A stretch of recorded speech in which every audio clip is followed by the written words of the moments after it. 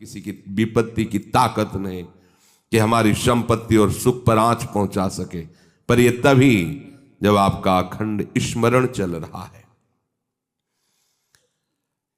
अखंड स्मरण के लिए वाचो वेगम, मनसः क्रोध वेगम, हिंसा वेग, मुदरोपस्थ वेगम, एतान वेगान सहते यस्तु विद्वान निंदाचास्य हृदयम नोपहन्यात्। जो विद्वान उपासक वाणी का वेग, मन का वेग, क्रोध का वेग, हिंसा का वेग, भूख का वेग और जनेन्द्रिय जनित मैथुन का वेग जो सह जाता है, वही महात्मा निरंतर भजन कर सकता है, वही उपासक निरंतर भजन कर सकता है। नहीं, यही वेग आकर उसके भजन में अंतराय पैदा कर देते हैं। वाणी का वेग, वाणी का, मन का, क्रोध का, हिंसा का, उदर का, उपस्थ का यदि आप नहीं सहन करते तो ये आपके भजन में बाधा डाल देंगे, निरंतर भजन नहीं होने देंगे। दूसरा, निरंतर भजन करने में जो प्रभु कह रहे हैं आसीत मत्परः, मेरे परायण होकर भजन करो। अब इन वेगों से बचकर क्यों भजन में चलता है तो उसके अंदर एक बात आने लगती है, मैं अच्छा भजनानंदी हूं। जहां ये बात आई तहां वो दूसरों जो वैष्णव है, महतजन है, महात्मा जन है, वो टीका टिप्पणी करने लगता है उनकी। ये होता है, अपने में श्रेष्ठ भाव आने पर दूसरे साधकों की, वैष्णवों की, महापुरुषों की, महतजनों की वो टीका टिप्पणी करने लगता है। ऐसा क्यों, ऐसा, ऐसा क्यों, ऐसा। ये आपके भजन को ही रोक देगा। निरंतर भजन चलने की तो बात जाने तो भजन से ही विमुख कर देगी ये वृत्ति। ये 6 बातें संतों के प्रति नहीं करनी चाहिए। वो वेग सहो और ये बात भूलकर अपनी वाणी पे न लाओ। बास निरूपण, किसी भी संत महात्मा वैष्णव के विषय में ऐसा कहना, ये तो महलों में रहते हैं या ये तो गांव में रहते हैं, ये तो इनको तो गंगा किनारे या स्मशान में कहीं खंडहर में रहना चाहिए, बाबा जी हैं ऐसे वैसे। वास निरूपण करना, तभी जब अहम जागृत होता है तो संतों के प्रति टीका टिप्पणी शुरू हो जाती है। वास निरूपण, किसी भी संत महात्मा वैष्णव के प्रति उसके वास के विषय में बोलना।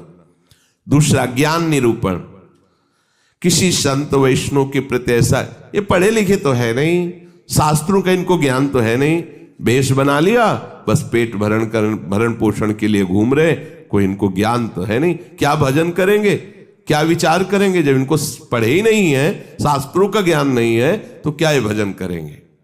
ज्ञान निरूपण। तीसरा, जाति निरूपण, ऐसा महान अपराध, ऐसा सोचना, ऐसा बोलना, ऐसा देखना, ये महत अपराध है और ये हम लोग ध्यान नहीं देते हैं, फिसल जाते हैं। एक बार एक जगह महात्माओं की पंगत लगी हुई थी, तो उसमें एक महात्मा को पंगत लगवाने वाले में जो श्रेष्ठ थे, उन्हें एक थप्पड़ मारा और निकालने लगे। वहां हमको भी सेवा दी गई थी, पत्तल उठाना और पोछा लगाना बाद में। तो परुषाई जब होती थी तो उस समय खड़े रहते थे। तत्काल गए, हमने कहा आपने क्यों थप्पड़ मारा? तो उन्होंने जाति निरूपण किया कि इस जाति का है, तुम नहीं जानते हो, और ये साधुओं की पंगत में बैठा है, उनका आचार्य परंपरा का तिलक लगाए हुए है और भेष धारण किए हुए है। आप आचार्य परंपरा की प्रधानता रखते हैं या जाति की प्रधानता रखते हैं? वो महात्मा अश्रु प्रवाह करने लगे कि क्या मेरे को भगवान का भजन करने का अधिकार नहीं है? क्या मेरे को भगवत प्रसाद पाने का अधिकार नहीं है?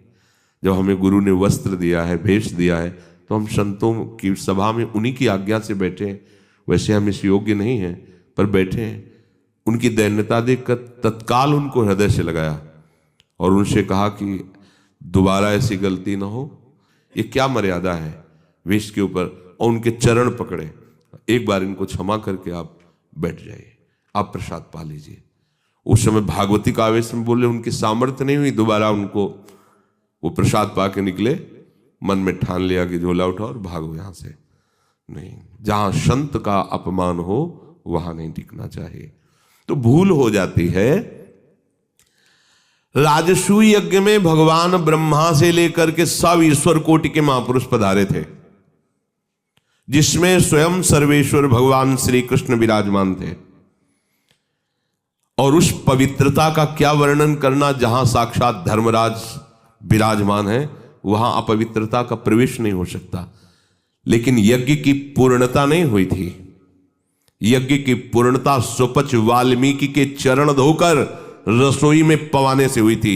स्वयं भगवान श्री कृष्ण चंद्रजू ने ऐसा आदेश किया था, जिन्होंने स्वयं गीता जी में कहा, चातुर्वर्णम मया सृष्टा गुण कर्म विभागशः। लेकिन यदि वो भगवद अनुरागी है तो चातुर्वर्णम मया सृष्टा का सिद्धांत नहीं लागू होगा। भगवान व्यास देव जी कह रहे, अहो वत्स पचतो गरीयान यज्जिभ्यागे वर्तते नाम तुभ्यम। यदि राधा राधा कृष्ण कृष्ण जिभ्या से निकल रहा है, वो चांडाल भी है, तो उसका चरणामृत लेके पीना चाहिए। इसलिए हरिराम व्यास जी कहते हैं, व्यास मिठाई विप्र की तामे लागे आग, वृंदावन की स्वपच की जूठन खइए मांग। व्यास रसिक तेई बड़े ब्रजते अनत न जाए, वृंदावन की स्वपच लो जूठन मांगे खाएं। ये जाति निरूपण संत के प्रति करना महत अपराध है। और ये जब जाति का अभिमान बना हुआ है तो भगवत दासत्व का अभिमान कैसे आ सकता है।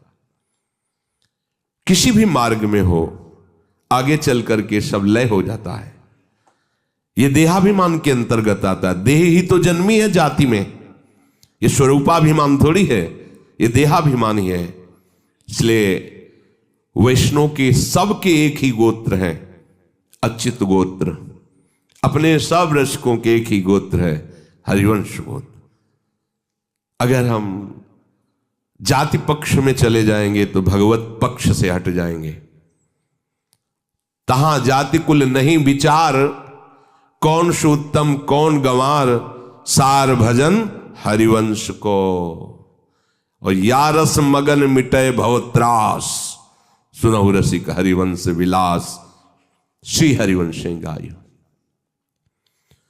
कहीं भी प्रकट हुआ हो किसी भी कुल में, और वो जब आचार्य के शरणागत हो जाता है, आचार्य परंपरा से, तो अभेद हो जाता है। सुने प्रपन्न जेब है, अभद्र सर्व के गए, तिन्हें मिले प्रसन्न हुए, न जाति भेद मानिए न जाति भेद मानिए। उनको देख करके कहना चाहे, सुभाग हमारे अहोभाग्य आपके दर्शन हुए, आप पधारिए, आप विराजिए। और जैसे अपने पूज्य जनों का स्वागत किया जाता है, ऐसे मन में भी नहीं आना चाहिए कि ये अमुक जाति का संत है, इसके पैर कैसे छुएं, इसका चरणामृत के। अगर ऐसा तो आपका भजन बाधित हो जाएगा। जाति निरूपण, यही गलती हो गई थी दंडकारण्य के ऋषियों से श्री माता सबरी के प्रति। एक तो स्त्री जाति और दूसरी भीलनी। कैसे हम महाब्रह्म ऋषियों के बीच में बड़े बड़े कीड़ा पड़ गए थे, सरोवर के जल का प्रयोग नहीं कर सकते थे, सब अशांत थे। और भगवान श्री राम ने माता सबरी को सौभाग्य दिया, ऐसा जो ब्रह्म ऋषियों को भी नहीं मिला। इसलिए कभी किसी संत के जाति निरूपण न करें। ये बिल्कुल, देखो हम सब प्रभु के अंश हैं। कर्म के अनुसार शरीर में आए, कर्म के अनुसार कुल में जन्मे, लेकिन हमको वो लेके थोड़ी बैठना है। हमको तो अपने प्रीतम के पास जाना है। हम ये कुल कर्म को लेके, जाति धर्म को लेकर के, शरीर को लेकर बैठे रहेंगे तो अगला जन्म निश्चित हो जाएगा। हमें प्रभु के पास जाना है। जो ही ये बात सोचकर आगे बढ़े तो आप केवल प्रभु के हो गए, खत्म खेल। बस सृष्टि चक्र के खेल के लिए है चातुर्वर्णम। भगवत मार्ग में जे ही आरूढ़ हुए तो वो शरीर राग हटा, भगवत अंश हो। जितने ब्रह्मा जी पवित्र हैं उतने तुम्हारा स्वरूप पवित्र है।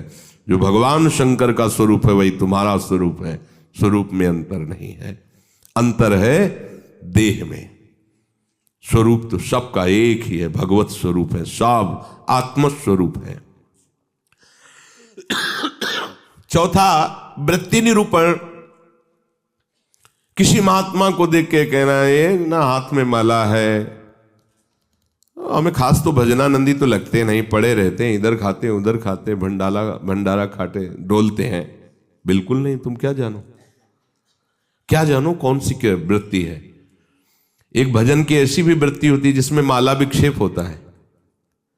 भजन में सहायक माला होता है, और एक भजन की ऐसी वृत्ति होती है जिसमें माला विक्षेप होता है। अगर कभी उत्साहपूर्वक ले भी लिया जाए तो 10-5 मिनट से ज्यादा नहीं चलेगा, और रख जाएगा। स्वाभाविक छाया हुआ है। अब वहां मन का चलाए तो विक्षेप पड़ रहा है, गिनती करे तो विक्षेप पड़ रहा है, चल रहा है।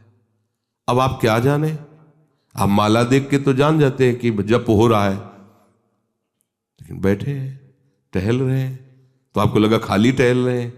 नहीं, ऐसा नहीं। संतों को जानना बड़ा कठिन होता है।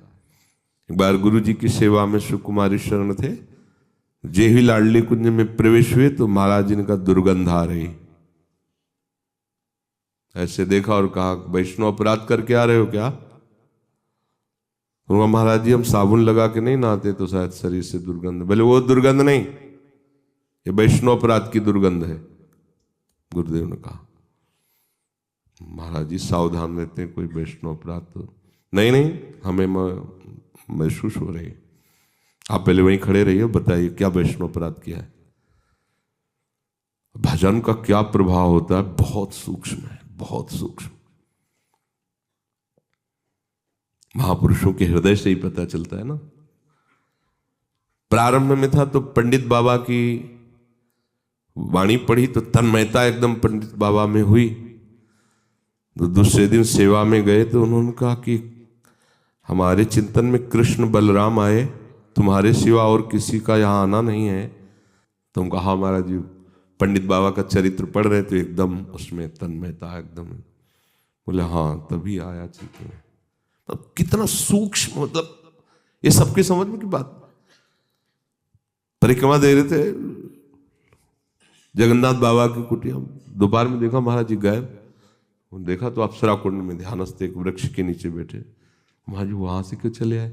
बोले इतनी जोर के गोपाल मंत्र के वहां परमाणु सिद्ध पुरुष थे ना, तो हमें विक्षेप पड़ रहा था निज मंत्र में, इसलिए हट के चले आए।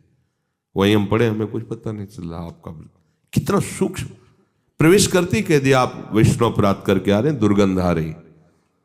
वो हाँ महाराज जी अगर ये वैष्णव अपराध है तो फिर वो एक समोसा बांट रहे थे तो एक संत बार बार समोसा ले और खाते जा रहे थे, फिर लेते जा रहे थे, तो उसने धक्का मारा और दबकाक भगा दिया। तो हमें लगा कि कैसे संत हैं, ये समोसा के लिए बार बार हाथ फैला रहे हैं। तो बोले उनको जानते हो? बोले हाँ प्राय वो दिखाई देते हैं बिहारी जी की गली में। बोले जाओ, महाराज जी ने पैसा दिया 50 रुपये उस समय, अगर जाओ समोसा खरीदो, उनको दो और उनके चरण पकड़ो, उनसे कहो कि आपके प्रति हमारी ऐसी मलिन बुद्धि हो गई थी, आप हमें क्षमा करें, फिर सेवा में आओ। कितना सूक्ष्म है महापुरुषों का सुरक्षा कवच। किसी भी संत के प्रति, वैष्णव के प्रति, ये तो पड़ा रहता है, तो कभी माला नहीं लिए, तो कोई भजन ध्यान करता नहीं, इस प्रकार से उसकी निंदा करना, ये वृत्ति निरूपण है। पांचवा है स्वरूप निरूपण। इनके चेहरे में कोई तेज तो है नहीं, हमें लगता है कोई महात्मा तो है नहीं, बनावटी ही लग रहे हैं, कोई आकर्षण तो है नहीं इनके चेहरे में, सच्चे साधु नहीं है, ऐसा वैसा नहीं। आप क्या जानते हो, ये राख से ढकी हुई आग है, राख हटे तब पता चलेगा। अगर चेहरे से ही महात्मा की पहचान होती तो जड़ भरत जी को पहचान लेता रहुगण। और साधारण सत्संगी नहीं, कपिल भगवान से सत्संग करने जा रहा है। कोई साधारण सत्संगी नहीं, महापुरुषों का संग करने वाला है, फिर भी नहीं पहचान पाया राख से ढकी हुई आग को। जड़ भरत जी जैसे महान ब्रह्मभूत महापुरुष से पालकी उठवा दी। जब उनके वचन प्रकाशित हुए तो कूद पड़ा पालकी से चरणों के। अरे इतनी ऊंची स्थिति के महात्मा, कांप गया। ये किसी भी महात्मा के बाह्य रूप को देख करके नहीं जाना जा सकता कि किस कोटि का महात्मा है, कितनी ऊंचाई का है। इसलिए इनमें तेज नहीं है, इनका चेहरा कोई आकर्षणकारी नहीं है, ऐसे कोई साधारण लगते हैं, कोई सच्चे साधु तो है नहीं, ऐसा नहीं करना चाहिए। छठवां, धातु निरूपण। भक्त या भगवत विग्रह की, अच्छा ये पत्थर के ठाकुर जी हैं, सप्तम धातु के हैं, ये काहे से बने हुए ठाकुर जी? अगर वो मंदिर में विराजमान तो साक्षात प्रभु विराजमान, कुटिया में विराजमान तो साक्षात प्रभु विराजमान। श्री विग्रह में पाषाण, लोहा, तांबा या काष्ठ की भावना ले आना, यह आपके निरंतर भजन में बाधा पहुंचा देगी। उन वेगों को सहना और इस अपराध से बचना। जो गुरु ने नाम दिया है, मंत्र दिया है, आराध्य देव का रूप दिया है, उसके सिवा सब माया है, वो अपने को चिंतन नहीं करना, केवल उतना ही चिंतन। ये बहुत कठिन बात है। प्रायः मनमानी भजन करने में ज्यादा अच्छा लगता है, और गुरु मंत्र और गुरु श्री मुख से जो दिया गया उपासना नाम है, पद्धति है, उसमें मन मरता है, इसलिए उसमें मन नहीं लगना चाहता। हम ये देखते हैं, प्रायः कई उपासकों से सुना है उनके हृदय की बात, जो गुरु प्रदत्त है उसमें नहीं लगेगा और मन माने लग जाएगा। मन ने स्वीकार कर लिया चितम केशवम राम नारायण, ये रटे हम उन्हीं गुरु से पूछ रहे हैं जिन्होंने मंत्र दिया है, नाम दिया, ये हम रटे, तो ये बुरी बात तो है नहीं। भगवान के नाम जपिए, पर बात नहीं बनेगी। जहां बात बननी है वहां मंत्र मूलम गुरु वाक्यम, जो गुरुदेव ने शब्द दिया है, नाम दिया है, मंत्र दिया है, बस होए अनन्य एक व्रत गाए, वही।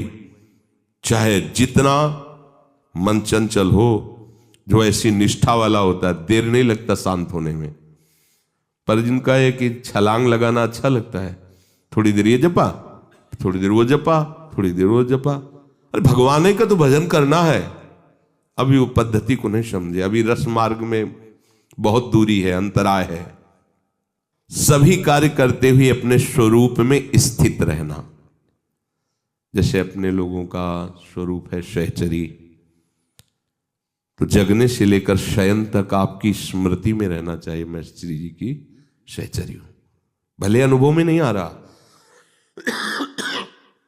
आपको सहचरी बप्पू का अनुभव नहीं हो रहा, पर हम हैं, मान लेना है। जैसे अपने को अनुभव नहीं था हम किस कुल में जन्मे हैं, पर माता पिता किसी ने तो सिखाया होगा कि तुम पंडित हो, ब्राह्मण हो, बैठ गया ना दिमाग में। इन्होंने लिखा है क्या ब्राह्मण कहीं, और बैठ गया पंडित घर के जन्म है हमारा।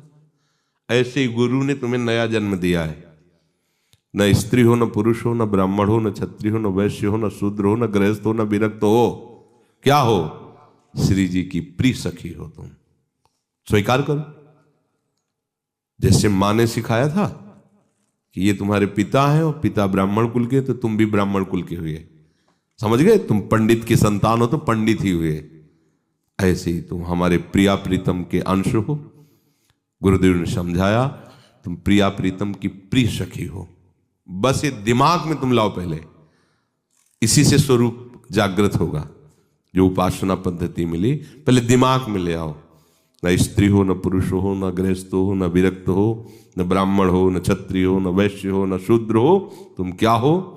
तुम प्रियालाल के निज जन हो, तुम प्रियालाल की सहचरी हो, प्रियालाल की प्रिय सखी हो।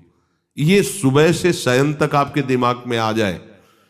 जैसे हम रटते नहीं हैं, पर कभी भी पूछ लिया जाए तो हम अपनी बात बता देंगे। ये शरीर कहाँ जन्मा है, क्या है, कभी याद नहीं करना है, लेकिन वो है ना। ऐसे सहचरी बपू का है। हमने दर्शन नहीं किए सहचरी स्वरूप के, पर हमारे गुरुदेव कह रहे हैं कि आप सहचरी बपू हो, आपका स्वरूप सहचरी है, तो हम पहले स्वीकार करते हैं। उठते बैठते चलते फिरते आपके दिमाग में बात बैठ जाए कि मैं श्री जी की प्रिय सखी हूं, युगल सरकार हमारे प्रीतम हैं, और पीछे की जो बातें की गई वो हमारे जीवन में ना हो, तो भगवान जो कह रहे हैं आशीत मत परहा, मेरे परायण होकर बैठ जा, अर्थात आप निहाल हो जाओगे। भगवत आश्रित भगवत परायण वर्तमान में ही आनंदित होता, भविष्य की बात नहीं होती। वर्तमान में जाने मोरी छाती, उसका हृदय जो शीतलता और आनंद से भर जाता है, फिर वो कृतकृत्यता का अनुभव करता है। इसलिए सत्संग का श्रवण करो, फिर मनन करो और उसको जीवन में धारण करो। जो कहा गया नहीं करना उसको छोड़िए, जो कहा गया स्वीकार कीजिए उसको स्वीकार कीजिए। यही विवेक है, असत का त्याग और सत को स्वीकार करना। जिस सत को स्वीकार किया उसी में अनुराग कर लेना, यही उपासना का आंतरिक मर्म है।